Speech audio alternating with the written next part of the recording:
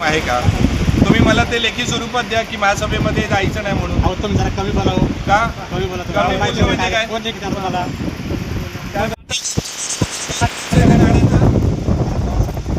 ही गाडी आता गेली ती महासभेची आहे का?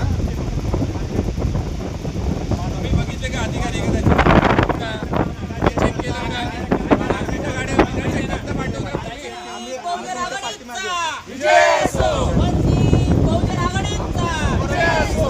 या जातीवादी सरकारचं करायचं काय? खाली डोकं वर पाय. या जातीवादी प्रशासनाचं करायचं काय? खाली डोकं वर पाय. वंचित बहुजन आघाडीचा विजय असो. वंचित बहुजन आघाडीचा विजय असो. 111 नगरसेवक निवडून आलेत.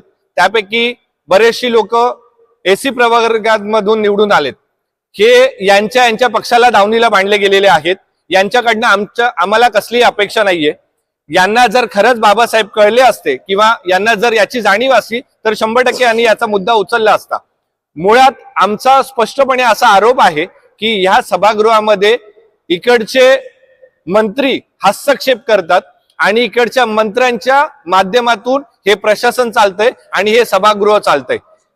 इकडच्या प्रशासनाला आम्ही सांगू इच्छितो की आयुक्तांनी 4 दिवसापूर्वीच एक स्टेटमेंट केलं की माझं इथे सँडविच होतंय, तर अधिकारी स्वतःच सांगताय की ते कोणाच्या तरी दबावाखाली आहे.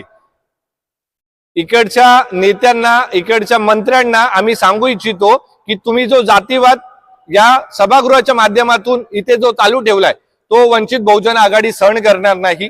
आणि जर असे काही दबावामुळे जातीवाद करून जर आमच्या अधिकारी जर याला बळी पडत असतील तर 100% आम्ही त्याला चोख उत्तर देऊ.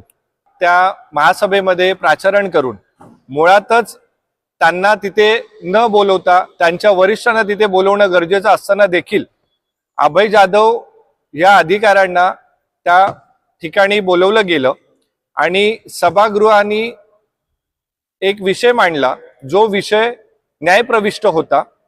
अभय जाधवांनी तिथे सांगितलं की न्यायप्रविष्ट विषयावर इथे चर्चा नको, फक्त ह्या कारणाने सभागृहामध्ये त्यांच्या निलंबनाची कारवाई करण्यासाठी आयुक्तांना सांगितलं गेलं.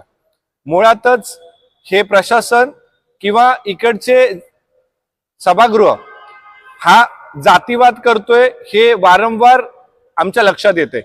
याआधी देखील अशा बऱ्याचशा मागासवर्गीय अधिकाऱ्यांवर जातीवादाचा प्रकार घडलेला आहे आणि याचे बरेचसे अधिकारी बळी गेलेले आहेत. अभय जाधव देखील त्यापैकी एक होते आणि त्यांनी जो जातीवाद करून, जो त्यांना ठराविक लक्ष करून त्यांच्यावर जो त्यांचं निबंध